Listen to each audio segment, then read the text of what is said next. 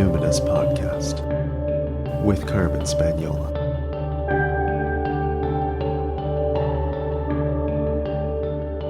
Hi there, and welcome to the Numinous Podcast, where we have interesting conversations with everyday folks about the mystery of life. This podcast is a complement to the Numinous School, my online intuition development program for people who want their self-awareness to serve a greater good.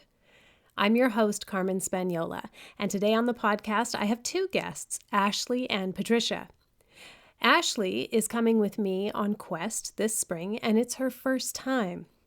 Patricia is returning for her second quest, and we got together to talk about the spiritual and physical logistics to prepare for this rite of passage. So, Ashley, what identities do you lead with?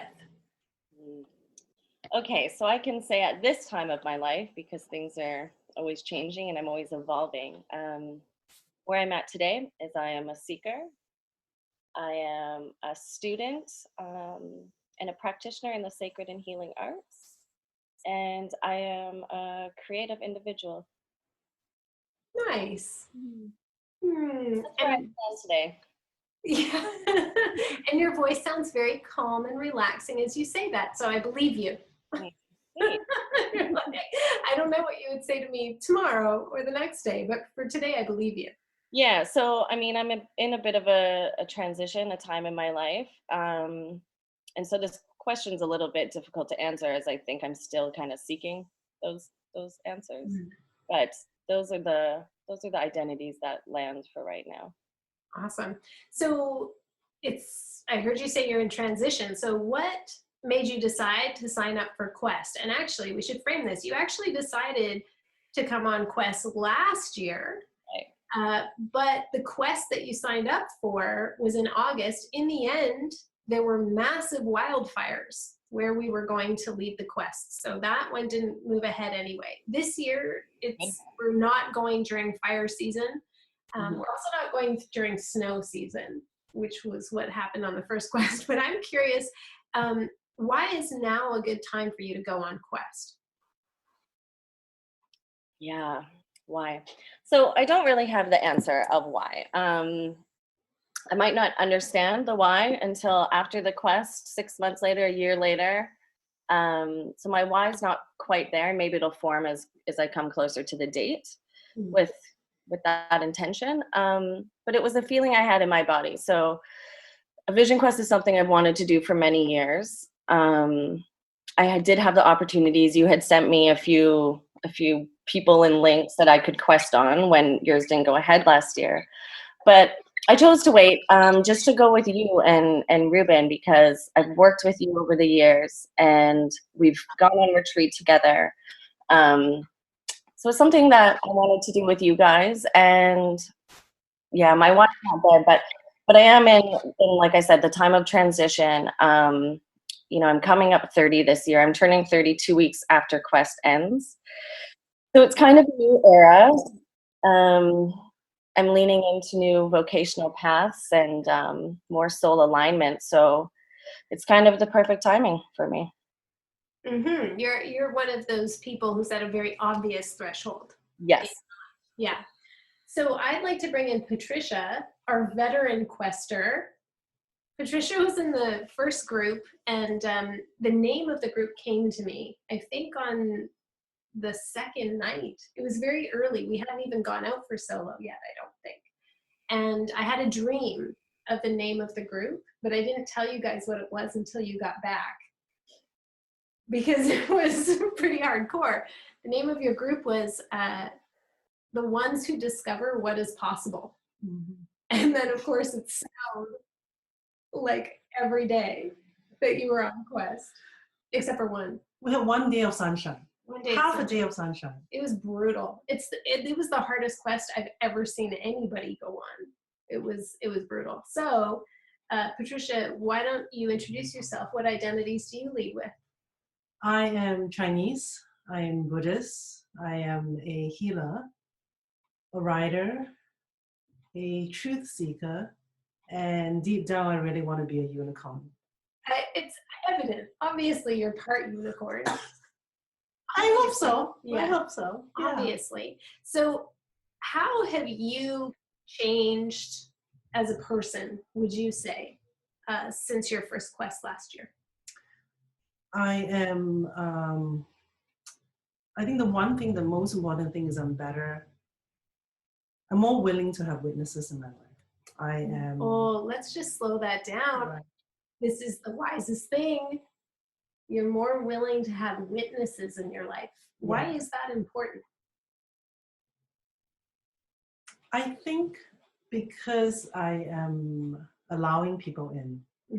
I have, I'm willing to be seen, and I'm willing to ask for help. It's still not easy, but having witnesses feel a lot less lonely. Feels a lot less lonely. Yeah, Yeah. that makes sense. And so how else have you changed aside from being willing to be seen and willing to be a bit more vulnerable and be witnessed, which is another way of saying you're willing to be in relationship and community with people, right? Any other changes you or maybe your partner have noticed or your friends? I am definitely less tolerant of easy answers. I want to know the truth.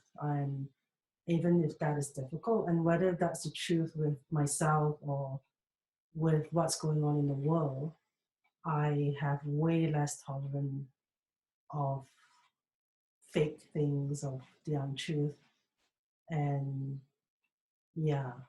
And I think the biggest thing is I'm just I want to know what's going on. Yeah. I've got a way that you're different. Okay, go for it. Not only are you more willing to be witnessed and less tolerant of all bullshit, I notice you are showing up for community in a very kind of open and vulnerable way. Like I've noticed you saying to other friends in need, hey, whoa, I can't help but notice you're going through this long, dark night by yourself. I'm right here. And you're kind of like showing up as a friend and as a community member in a really open-hearted way. Yeah. And I think that's because I have now experienced what it feels like to be witnessed. Because I mean, and the friend that you're talking about, I mean, she's diagnosed with breast cancer and she went to surgery on her own. And for me, that is just, for me, that's not allowed. You don't do that on your own. But I can imagine you might have entertained that idea 5 years ago. For myself? Yes, for sure. Because I didn't know how to ask for help. I didn't. And even saying that now, when I ask for help, when I send texts out, to you guys, sometimes it takes me an hour to send a text out because I'm staring at it, going, my God, do I send this or do I not? But I mean, every time I do it, it's met with love, it's met with acceptance. And because having now experienced to how it feels like to be witnessed, how it feels like to have support, you don't let people that you love do that. Right. Yeah. It's been kind of a game changer. Hey, yeah. Yeah. We have a few of us, we send texts to each other. So one of the things that's different about this quest, as opposed to say the ones that I recommended to you, Ashley, from other kind of big name, outdoor spirituality schools, eco-psychology programs, is we have 4 follow-up meetings once a season. Every 3 months we get together online and we circle again. So we keep doing the witnessing. But in between, there's emails that get sent. There's been some shit, man. We had like one person, she left a 10-year relationship and moved across country. I maybe shouldn't tell people all this stuff because it'll freak them out about Quest. Might excite some people though. So somebody else. But I don't think it does, because I think it shows you that if you're at a threshold that you have the support of the Quest. That's right. That these people become your people, and that there's somebody to turn to. There's somebody to those quick text to just go, I'm having a shitty day. Mhm. Yeah. No, But sorry, go ahead. we've also witnessed thresholds since the quest. Big ones, like our most recent one is one of our fellow questers went to prison. Mm-hmm. That for me was a big one for me. I was like, I don't want to go through this alone. And I was so glad that there was spiritual community to carry that and be a good container. I don't even know where that guy would be without his fellow questers. And for me, my dad died 4 months after that, and I don't think I could have done it. I mean, I could have, but it would have been so much harder without you guys. You know, without even just the rituals that you guys did, and just the check-in meetings every 3 months, just to be able to share that. Mm-hmm. Yeah. Mm-hmm. It wasn't like you went on this immersive experience and then we're like flailing in the wind again 3 months later. Yeah. So why are you coming on quest again, my friend? What did you forget up there on the mountain? Or what have you forgotten here? Why are you going again? Part of me doesn't really know, but I knew when I left the mountains last year that I needed to go back. I felt like I needed to go back. When I was thinking about this, I think, well, I know I'm going back because I need to grieve my dad's death. I need to heal. And then I also want to just go and give thanks for last year, for my life.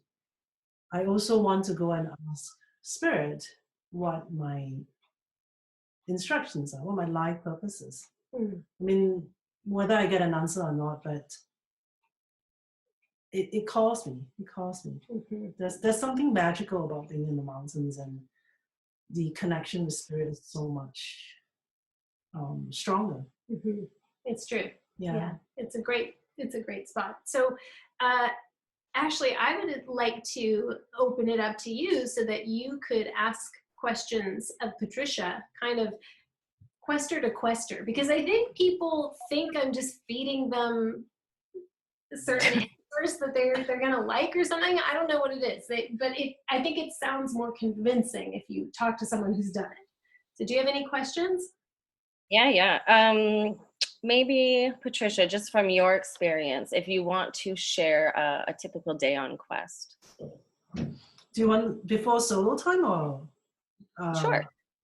Just before solo time, maybe during, after, maybe one of each.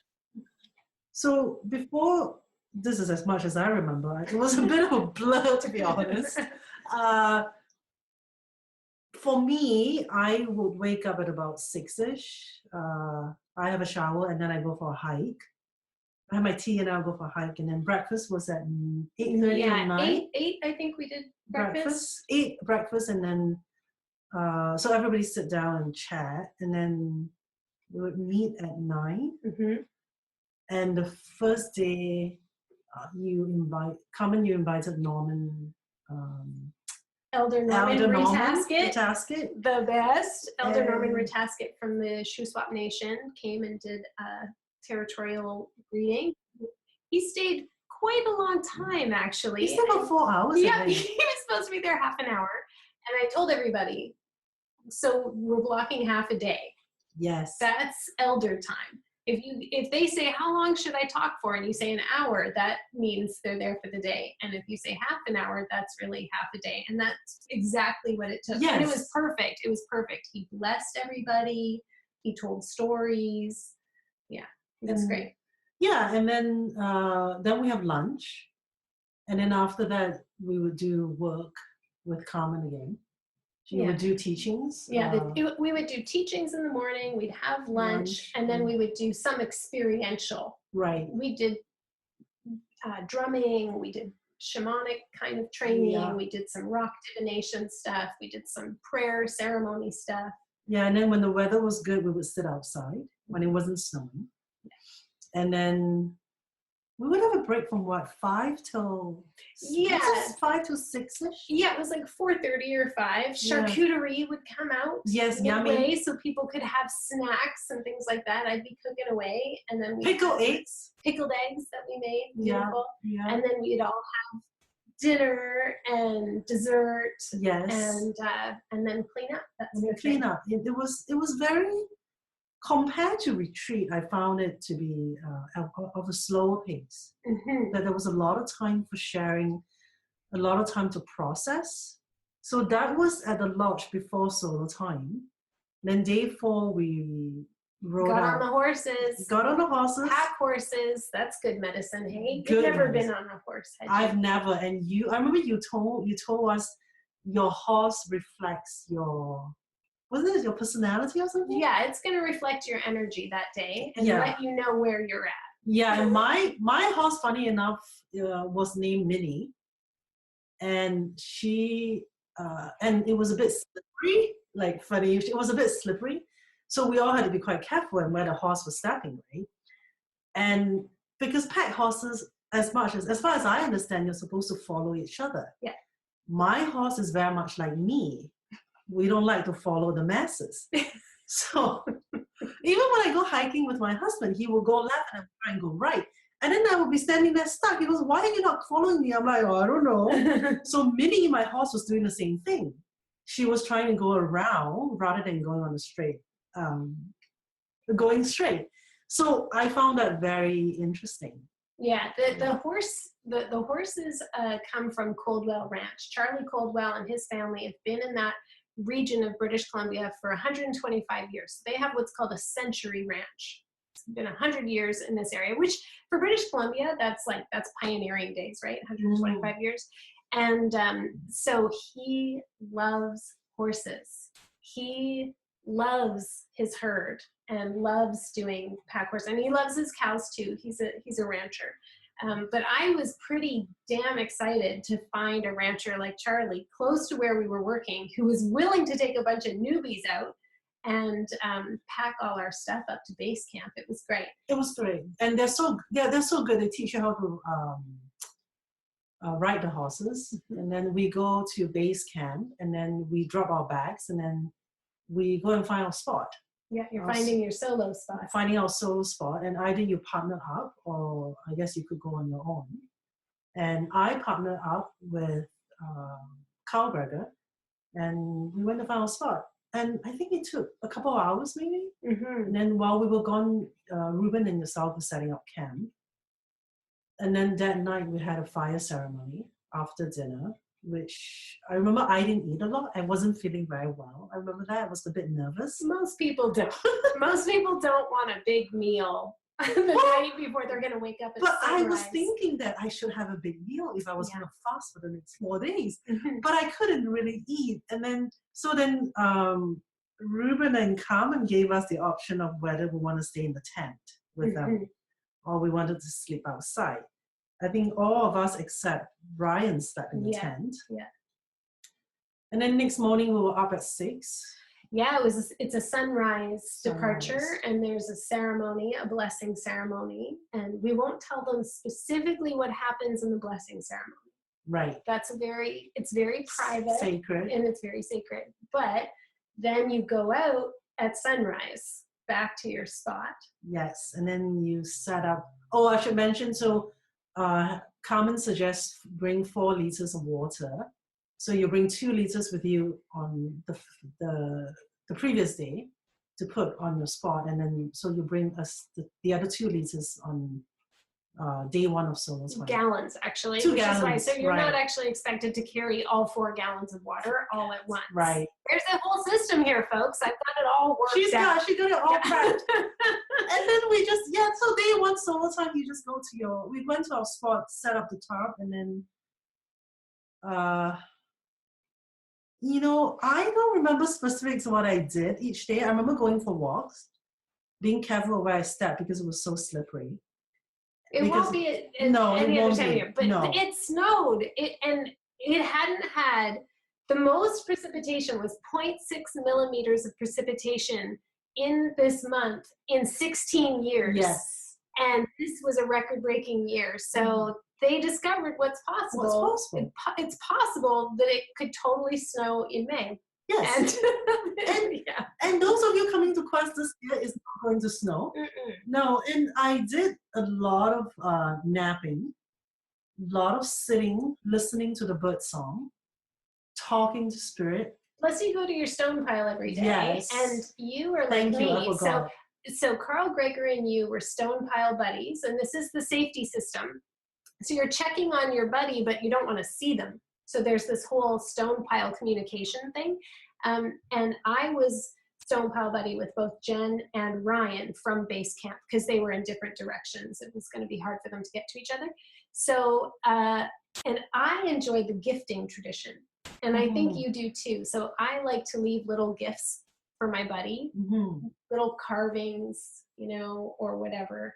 And you did that too for Carl Greger, right? At least once. I did it once, maybe more than once, but one day. So a lot of time actually was spent just sitting and enjoying the sun if the sun came out, and then and I would find wood, and I carved the wood truss into a piece of wood for Carl Greger, and then I left it for him. And then when we came back after solo time, when we were doing the sharing, he actually said that was what he needed at that time. So that was pretty powerful. And some people, you know, so like Patricia, you're an example of the person who goes and is pretty contemplative. Whereas, for instance, Jen was out there and she was like a fucking banshee, a woman on a mission, and she did ceremonies and rituals. Like it sounded like morning to night, basically every day. She just like had all these amazing inspired ideas for rituals of release and rituals of whatever. Like, so it's pretty, so some people are pretty busy. I'm like Jen, I'm like, I've got all these plans. I've got all these ceremonies and rituals. I've got all this shit I want to do. I planned out. I mean, you taught us the 4 seasons, and we go through the wheel of the seasons of the teaching, so you know which rituals are appropriate for where you are in your life. That's what we're learning in the first 4 days, basically.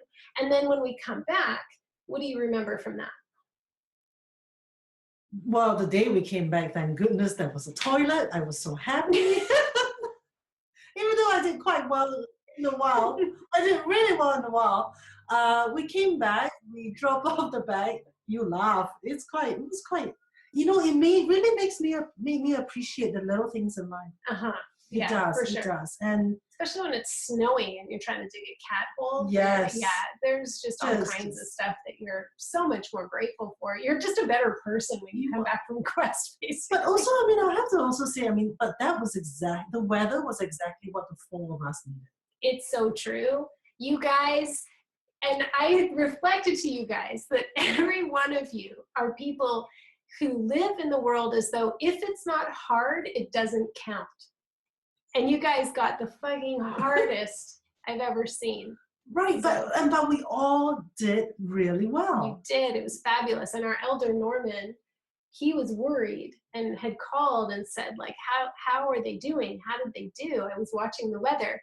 And I said, Norman, they all stayed out the whole time. And he was surprised. He had been saying to you guys, you know, if you can't stay out all those days, you can come in. When I told him that, he said, wow, what an amazing group of humans. Did you expect us to stay out there?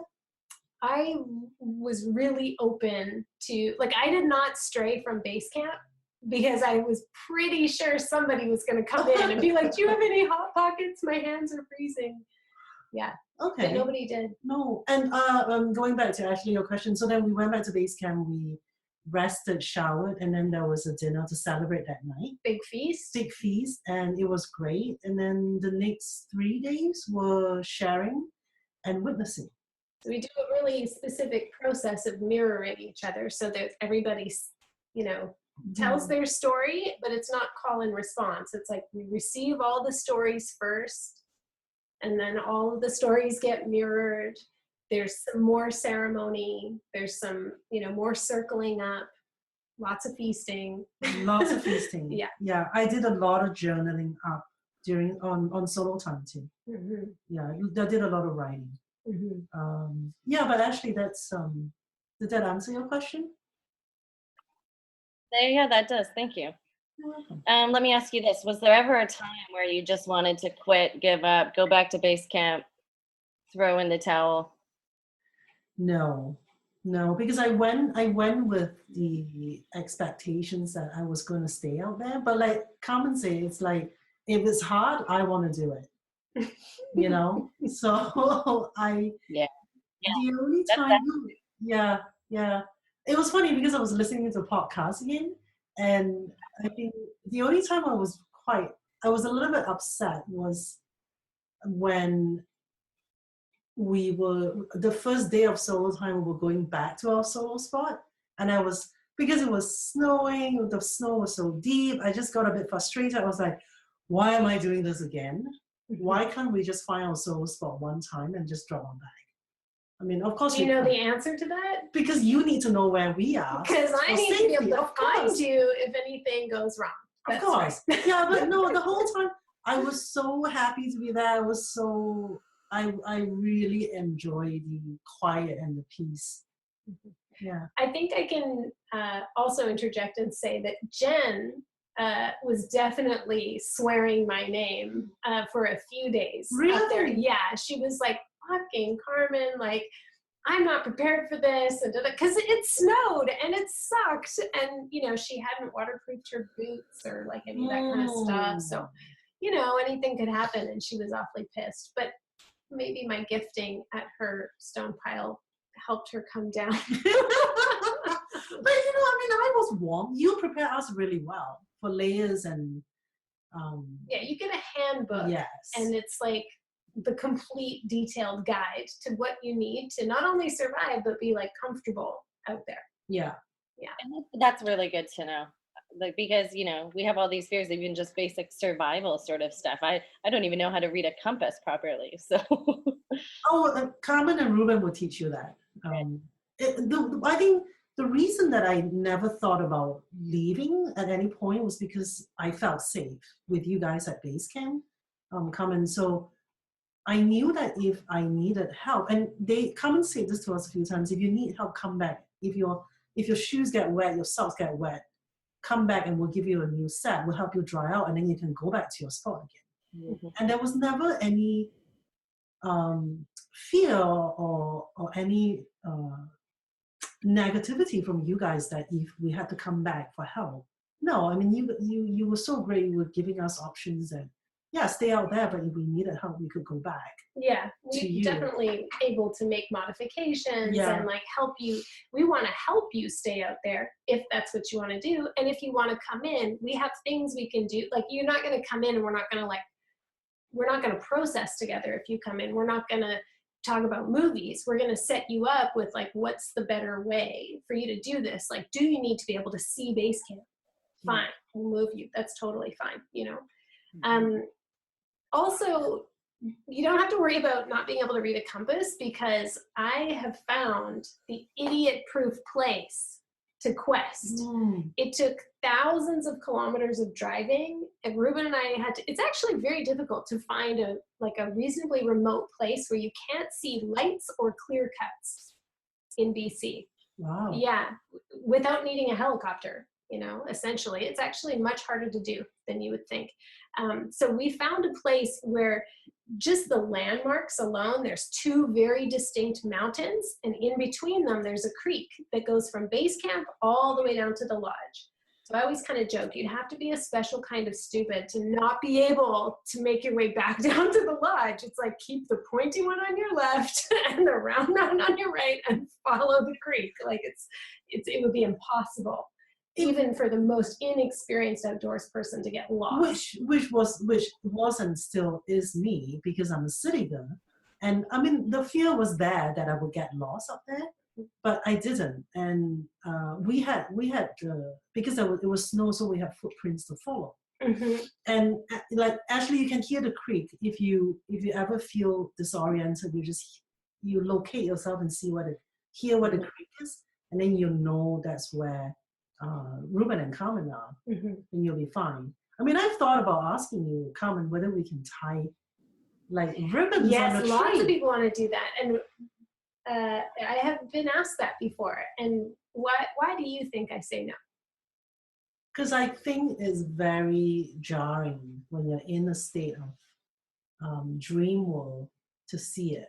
It's so true. That is the exact right question. It's like you're going out to be in relationship with the natural world and seeing human footprint and seeing that kind of almost like a scarification on the landscape. Plastic, neon yellow plastic in the wild, it's so, you do feel like kind of grossed out a bit by it, right? You're just like, what? Who would do this to like the sacred earth, right? You do, and actually you're like in this dream. In the dream world. In the dream world, I don't know how you would define that, Carmen, but you're in the dream world when you're on solo time. The whole time. It's like the whole time. state. Yeah, the whole time you're at quest, the 12 days. That's what the fasting does, right? And also being, without companionship and in the remote space, and you're not on any time, and your body kind of relaxes and sleeps a lot potentially. So yeah, you're sort of constantly in a dream state. And so it is nice to not have markers of human built environment around you. And we've made it so that, and you do learn the basics of like tracking yourself. If you get lost, track yourself back. And that's actually even one of the rituals, right? Is the ritual of finding yourself. Yes. So you're getting taught before you go on solo, you're getting taught all of these different rituals you might choose to perform. And one of them is that you have an object, or you craft like a little representation of yourself, and then you walk in a certain direction for however long, half an hour. You put your object there, and then you turn around and you walk away without ever looking back for another half hour, whatever. And then you see if you can find yourself again. So it's like a big metaphor, right? And so if you're aware, you're going to follow your own footsteps and you figure that out. So that's one of the ways you learn tracking. You can track yourself. Right. Also, we taught you how to make fire. Yes. And you knew about the tarp. You had quite a skookum tarp. Yes. Yeah. I mostly don't put up a tarp when I go out. You don't? No. So what do you do? I just under the stars. Really? Yeah. In the desert, I'll put it up, like a little one up for shade. What about the wind? Because I was thinking of doing that this time. Well, because on this mountain is quite windy. Yeah, it depends on where you put your solo spot, right? But yeah, I might put it up on the side as a windbreak, but I like to be able to look up at the stars and the moon when I'm sitting. Yeah, because I was actually thinking of doing that this time, but I was just afraid of how windy it was going to be. Oh, okay. All right. Do you have any advice to share with Ashley? Wear comfy clothes, definitely. During the whole time, yoga pants, sweatpants, definitely be comfortable. And there's a lot of sharing. It's not a bad thing. The sharing is great, and everybody's there to hold you. I would say go with an open mind. Go with some expectations, but not a lot, because you don't know what's going to show up. That's right. Yeah. Thank you. I received that well. Yeah. Do you have any questions for me, you guys? I do, Carmen. Yeah. So maybe if you could just share, like, how could someone recognize the call to go on quest, and why it is important for us to leave our familiar world and go out and do this soulcraft work in the wild? Well, everybody will tell you that there's the obvious calls to adventure. There's the obvious thresholds that you want to cross that are sort of telling you, oh, this is a good time to go on quest, because you're turning 30, or you're just out of a divorce, or somebody close to you has died, you're an orphan, these kinds of things. And I think that all those things are true, but I actually think in this current time, in the times we find ourselves in, one of the best indicators is when you can't be happy when things are going good. When you're just like, I feel like something's missing, I feel unfulfilled, because there are these cultural factors, right? Like life is just much more complex than it was when we lived in really indigenous cultures, in intact communities where, we were born and died on the same land that every generation before us had, been born and died on. And so our problems do have a different quality to them. So it's not as obvious as just, oh, you're becoming, you have your first menses, or you're becoming a man, or you're, now you're old. And it's not as obvious as that. Nowadays, I think one of our biggest problems is that we have an entire culture and a capitalist system, a whole world that has been made by uninitiated adults. Yeah. People who have never been witnessed, people who don't know how to offer witness. And so what do you find? You find in your own life that you're crossing thresholds all the time, and you're always wondering, have I made it? Am I there yet? am I an adult now? Like, because we haven't had witness, and we haven't had people say, here's what I see in you. And sometimes in this kind of world, you know, it's pretty easy to forget when you live in like late stage capitalism and everybody's trying to like sell you healing or a solution or more purpose or more fulfillment or status, whatever it is. It's pretty easy to sort of get to the place where you've done everything you think you're supposed to be doing, but it still doesn't quite land. It still doesn't feel like you're contributing. It still doesn't feel like you matter. It still doesn't feel like anything you're doing is like a drop in the bucket. Mm-hmm. And so we need to be able to have people witness us and witness other people. And when we get discouraged, when we're getting off track, when we're like grasping again because we're forgetting what we learned, there are other people who can carry our purpose and our quest for us when we can't do it. And it isn't just that we get, you know, beguiled by status or, you know, career satisfaction. Sometimes it's that we get fucking knocked over by the usual stuff of life: death, divorce, disease, you know, all of these kinds of things that in the past we would have had a community, a container to both hold and help us release these things, so they don't become trauma, so they don't become illness, they don't become a sickness in the culture. In the absence of that, I think you end up with this culture that we're in right now. Like, there are no elders. The people who are older than us actually got us into this fucking mess. And like, they don't have the answers. So, and then a whole bunch of us have been trying to reclaim or trying to self-initiate. But guess what? There's a limit to how much we can heal by ourselves. We're neurobiologically wired to learn and grow and develop through relationships. And so many of us don't have spiritual community, spiritual fellowship that used to be woven right into our families, our communities, the culture at large. I'm not saying that it's necessarily the problem of secular culture, but I am saying it's the problem of a capitalist, patriarchal, colonialist, you know, imperialist society. This keeps us disconnected from land, from each other, from affection, from healing. So we need to come together in these like micro communities, and we have to make it happen. And this is why I think it's important for us to keep extending that community over the year following, because the return is the hardest part, because you come back from this great experience, and anybody who's been on retreat knows this. You come back all like, woohoo, and then you're like, fuck, life is just the same, and like, I've changed, but nothing else has. And you need other people who can say, yeah, this is really hard. It's hard to create a new culture of compassion and patience and attunement to each other. It's very difficult. So, so that's the answer to the first part of your question. You know, how do you know? I think it's that feeling of constant low-grade, vague dissatisfaction. I think that's the most important one to go up for. And sorry, what was the second question? The importance of just separating ourselves from our familiar world and going into the wild to do the soul craft work.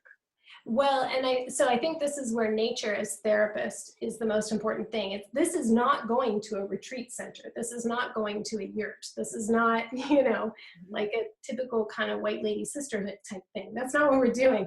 We're actually going to go and remember that we are part of the family of things, as Mary Oliver would say, because the human world is not the only world, and it's not necessarily the one that I think we should be looking to for healing. It's that whole uninitiated adult thing, right? But nature is a mirror for us, and it has all of these teaching tools for us. And so we use the model of the seasons, the wheel of the seasons, to kind of understand the human journey. And the natural kind of developmental task in each season is what we need to attend to in our lives, and you can't skip any of them. And we can't just talk about these things. It can't just be words. We're saying words, or we're learning these things. We're listening to podcasts. We're like, going to therapy. We actually have to have somatic experiences, because everything that we're thinking about and experiencing spiritually is being mediated through the body. So if we don't get into the body and do the healing in that kind of naked, vulnerable way, then it is so easy for us to almost believe it didn't happen. It's so easy for us to just go back to, sort of the peer pressure of the uninitiated culture, right? And, there's this quality to the natural world that is so visceral and undeniable that I almost think that if you can't, let me put it this way, the precursor to being able to heal anything in your human life is to be able to survive in the natural world. If you can't make yourself safe in nature, if you can't embed yourself into the rhythms of the natural world, then you will never actually know true safety. Because this culture isn't just built on top of nature, it's actually part of it. It's responding to, it's being informed and shaped by, and when we negate that, we kid ourselves. Not everything out there is benevolent, right? Nature can fucking kill you. The law of nature is life or death. And there's no quicker way to figure that out than sitting in the dark by yourself, listening to the sound of creaking trees and coyotes in the distance. It's like, oh, wait, I am an animal. I am a natural being, and this is my natural habitat, and I feel like a foreigner. I mean, that's a very deep chasm in the heart, right? That's a deep kind of grief that I think if we can begin to heal that and have some empowerment, or be at peace, or have some confidence in our natural environment, it gives us the kind of strength and resilience and foundation we need for everything else that's to follow. Otherwise, it's possible to live your whole life and have it be a house of cards. As soon as something bad happens to you, it's like, so yeah. Yeah, and I didn't understand that before I went. I mean, I've heard you talk about it, and I didn't understand. And something shifted in me with that 4 days of solo time, having survived out in nature. And I didn't understand the importance of that, of being with nature, until I came back. And I think, because I think in the modern world, so many of us, and I went to Quest because I was, what you said, I was feeling lost. I wasn't happy. I've never been initiated in my life before this. And I felt, and I could feel the difference after Quest, and when you said it is important to have people witness your quest for you, because if not, then it becomes almost like a dream. And I think that needs to be said again, because it's been 9 months, and it is so comforting to have people that say, yeah, but this is what happened to you at Quest, and I've seen that you can do this, or I've seen that you have the strength for this, and to be reminded of it, and so that it's not a dream. Right? Yeah, to have people who remember who you really are, because that's how they saw you, right? They saw you in like the most important threshold crossing of your life. They don't know all the other bullshit that you threw on, right? And I've seen people go out on Quest who had to come back, almost once a day from their solo because they were having anxiety or panic attacks, who then went back out and then, and managed to do it, and who've returned on Quest different times. I mean, I've definitely seen people really struggle out there and overcome. And sometimes what they were overcoming is, sleeping in a tent. They didn't even go outside the tent a lot of times, but that was huge for them. Right. And it's always a metaphor for something else in their life, right? And so being able to have that somatic embodied experience is, I think, really critical and vital for our humanity. I think the quality of our humanness depends on having a relationship with the natural world and remembering who we are as a species. Yes, definitely. And so that leads to my question. I think you answered the first part. My question was going to be, what do you wish for the questers? Or is it different per questers depending on the medicine that you need? That's an excellent question. Fabulous question. Right now, I would say it's different for every quester. I definitely have, so when you guys are all out on solo, I'm going in the morning and the evenings doing prayers for each one of the questers. And I have certain prayers I'm saying for each one of you. And I'm remembering what you said you wanted. I'm thinking about what I think you need. I'm asking Spirit to give you what you need out there. And sometimes I get certain sort of pangs, like I'll get a pang of just something in my heart, or I'll start to well up with tears. And sometimes it's with joy and sometimes it's with fear or grief or whatever. So I definitely feel a bit of a psychosomatic connection. So it really does, I think, depend on each quester. But what my goal is in the morning and the evening prayers is to be steadfast. Because I want to be the secure base. I want to be steadfast so that if you're up there just fucking bawling your eyes out the whole time, I'm like down here doing the songs and the dance and the rattling or the smudging or I'm saying the prayer for you and calling on all of my ancestors, calling on yours, and asking for whatever you need from your quest. And I feel very moved by it. And of course, experiencing everyone come in from quest it's very emotional. It's very emotional to be like, oh my God, you're back. It's very, very moving. It was very, for me, coming back after solo time, it was very, I felt a sense of relief, but I also felt like, wow, we all did it. It was definitely a very good feeling. So speaking of feelings, on the Numinous podcast, we like to end on the question, how do you personally express and deal with grief and rage? What would you say to that, Patricia? How do you deal with grief and rage? With grief, I write, I journal, I feel it in my body. I'm better at talking to my husband about it. I talk to you. And with rage, I go for a run. And when I was going through with my dad's dying, you taught me that rage has to be discharged from the body. So now what I do with rage is I do rituals, I set intention, and then I break glasses. Break glassware. That's break glassware. My top recommendation. Yeah, and even if you have to put it in a paper bag and then smash it because you're type A and want to keep it clean. Yes, that's me. I put it in a plastic bag and then I step on my patio chair and then I drop it so that it has more height. And with both grief and rage, I find it's really been helpful and really important to have witnesses.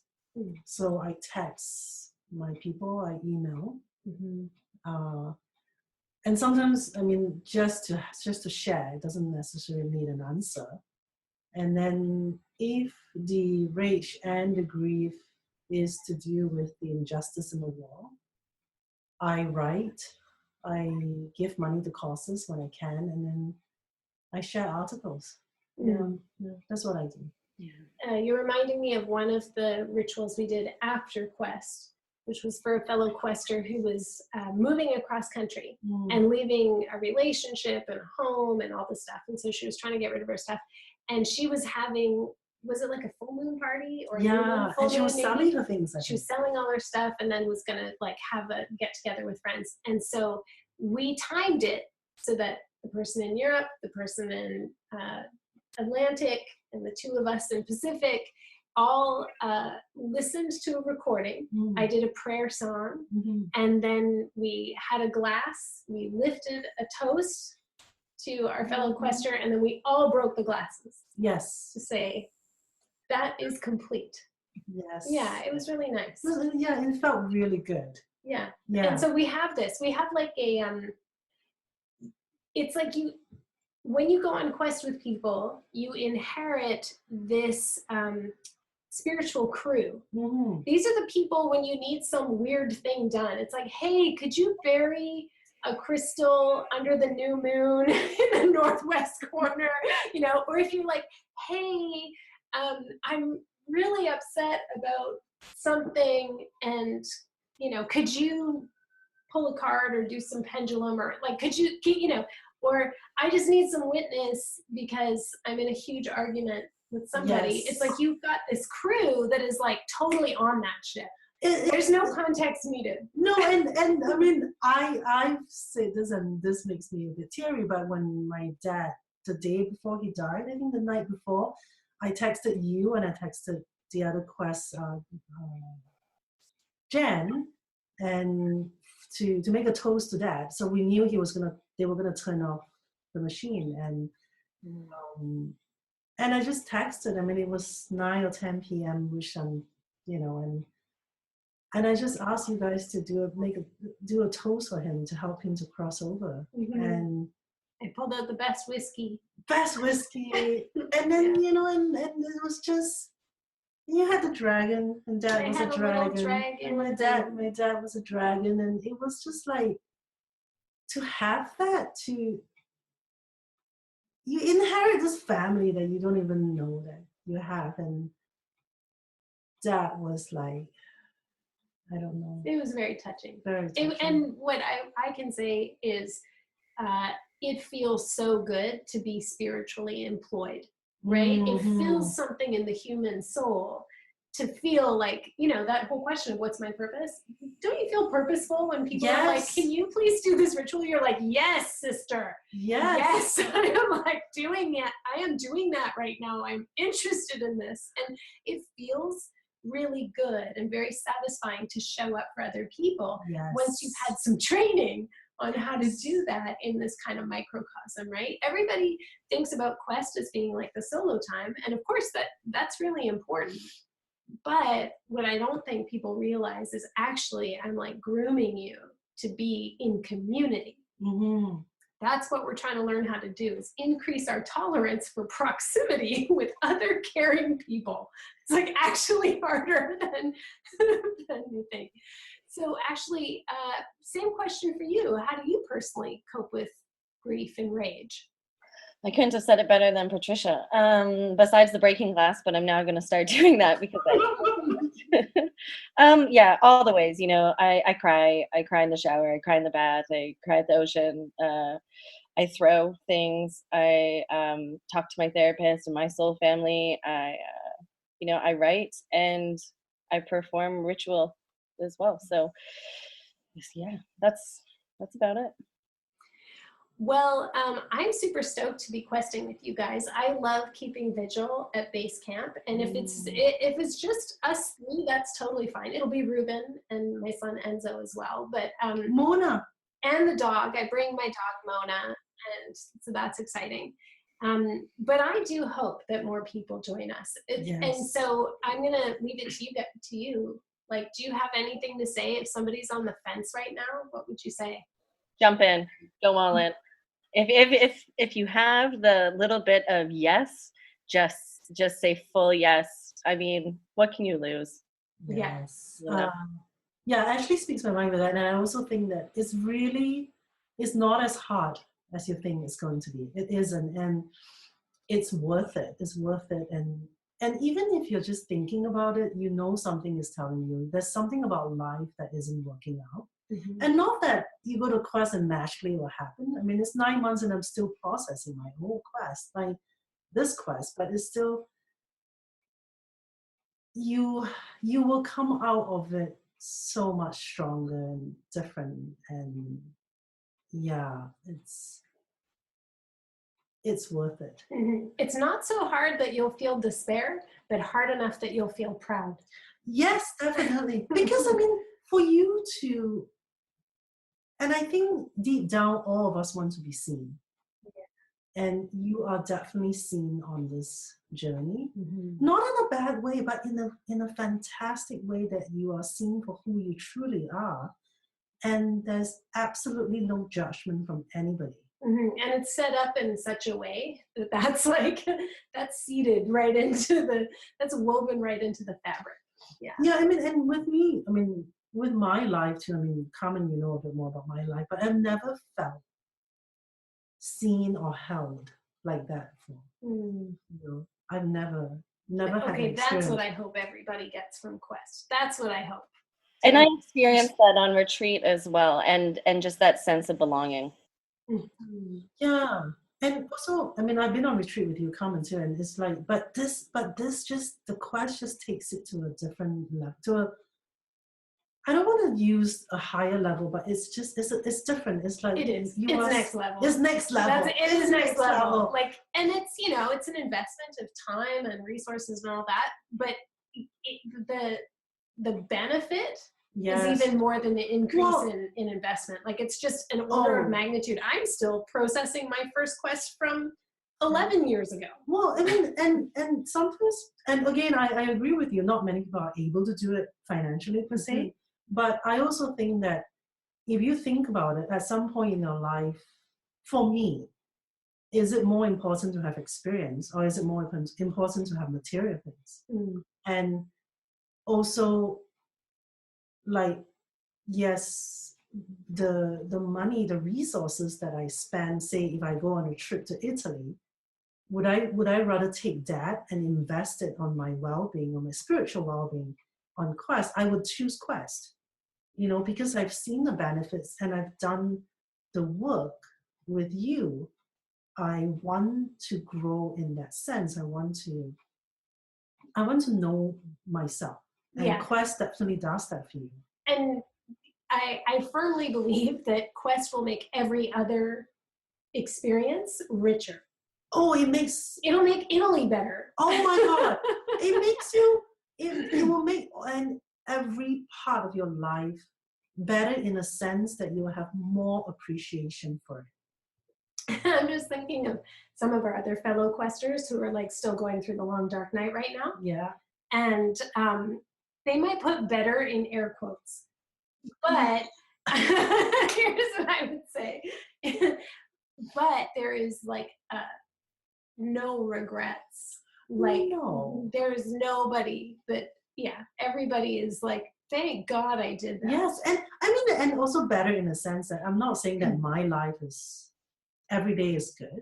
I mean, because some days I'm still going through the dark night of the soul, but I'm able to deal with it on a different level.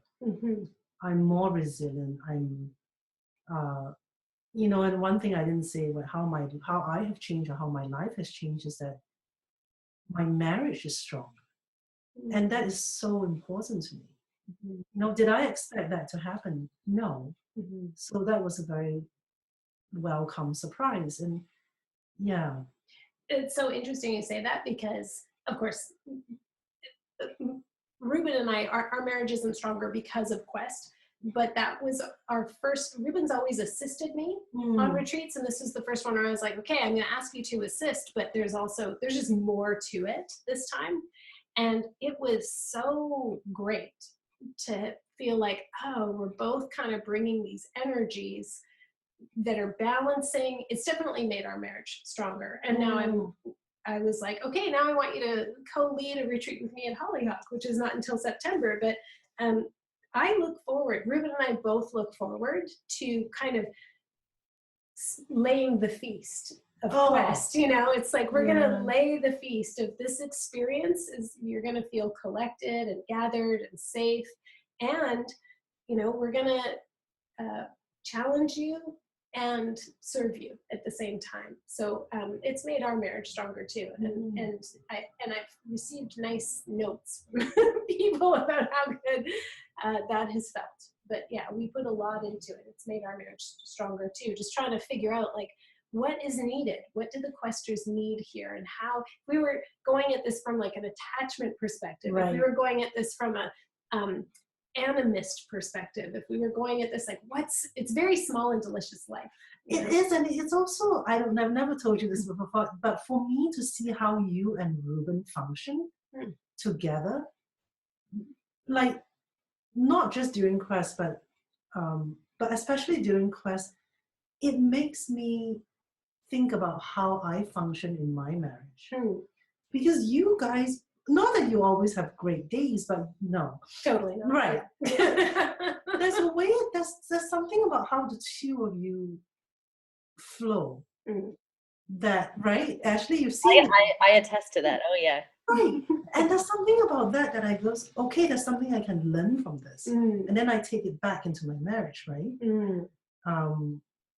Yeah. That's so lovely to hear. I appreciate that. We're pretty conscious about sharing the struggles of marriage publicly to help normalize that, like, it's freaking hard. Yeah. But that's another thing that we both really cherish, is also being able to share our love with people, and like kind of how we want to work together and how we want to be together, and the kind of the kind of experience of connection and attunement we're going for. We really do like to share with people. Yeah, and it really shows when you guys are working together in the kitchen.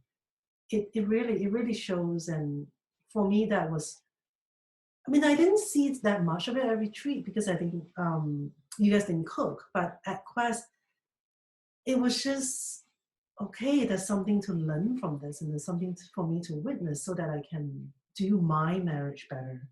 Yeah, we cook all the meals. In addition to leading all the teachings and all the food and all the stuff, it's pretty great. It's like, awesome. Okay, we're gonna people. like, it's like we're gonna create this little camp, this little community of like, okay, this is how we might want to live. How might we want to live in the world? Here's some suggestions. Here's some examples. Let's try it out. Yeah. It's pretty good. I'm very excited you guys are coming. Me too. Yeah, I'm ready for this. That's exactly right. I am ready. Are you ready? I'm ready. All right, let's do it. The waiting is the difficult part. Is it June yet? Oh, God, I'm getting so excited. I'm getting so excited for Quest this year. Friends, I want to give you a sense of what we're actually doing out there for the 12 days, okay? So I'm going to walk you through our daily agenda. So arrival day, you come in, we're going to all have a lovely meal together, home-cooked meal made by myself, assisted by Ruben. The next morning, we'll have our opening of our circle and a territorial acknowledgement with Elder Norman Ritaskett of the Shuswap Nation. That takes all morning, a bit of a blessing and some stories. And then in the afternoon, we'll talk about the purpose of community and Quest and the structure of a Quest. Then we'll do some group journeying, learn a little bit about how to enter into a relationship with the more than human world. We'll talk about animism. We'll start to practice some journey work, trance work. We'll have our charcuterie in the evening, meal together. The next day, we'll have our circle and a check-in, and we'll start to go through the work of Stephen Foster and Meredith Little on the 4 shields, the 4 human seasons of development. In the afternoon, we'll do a little bit more of that, and then we'll do a bit of inter-animist journey work. We'll do a bit of dialoguing with some of the more than human realm. The next day, we'll talk about fasting, the ritual of the stone pile. We'll talk about physical plane concerns like basic orienteering, tarp tying, knots, what to do with animal encounters, first aid. We'll do fire safety, fire starting, and what's going to happen if you come in early from your solo time down to base camp. We'll do a little bit of ritual and ceremony in the afternoon. You'll be taught rituals that everyone will be doing and some optional rituals that you might do on your own and how you might create rituals out there. We'll do a little bit more journeying together in that afternoon. The next day, we're going to prepare to depart for base camp. So you'll have packed up. Charlie Coldwell will come from Coldwell Ranch with all of his horses. We'll do some basic horsemanship lessons and we'll ride up to base camp. That afternoon, while Ruben and I are setting up base camp, you'll go out with a buddy. You guys will find your solo spots. Then you'll come back to base camp, and after having shown each other where your stone pile is, your solo spots are, you'll come back to base camp. We'll have a bit of a cookout. We'll have a rest. And that night, we'll have some fire ceremony. The next day, sunrise, ritual, you'll go out for your 4 days and 4 nights. When you come back, it'll be 4 nights later, so the 5th morning. You'll come back sometime after sunrise. You'll learn all about how to dismantle and leave no trace. Charlie and the horses will be there. We will ride back down to the lodge. You'll have a chance to rest, to bathe, and that night we will feast. Then for the next 3 days, we're doing integration, we're circling, witnessing, mirroring. And then on the last day, we'll have the closing of our circle and departure. So who's coming with? If you'd like to put a deposit down, you can go to my website, carmenspaniola.com, look under retreats, and right there on the quest page at the very bottom is where you can say yes. Today, I'd like to thank all of my listeners in Manitoba, friendly Manitoba. It's been so true. Every Manitoban I've ever met has been super friendly and very memorable. Thank you so much for listening. If you'd like to learn more about Quest or about the Numinous School, that's opening up for registration June 1st. Just go to my website, carmenspaniola.com. CarmenSpagnola. Until next time, take care.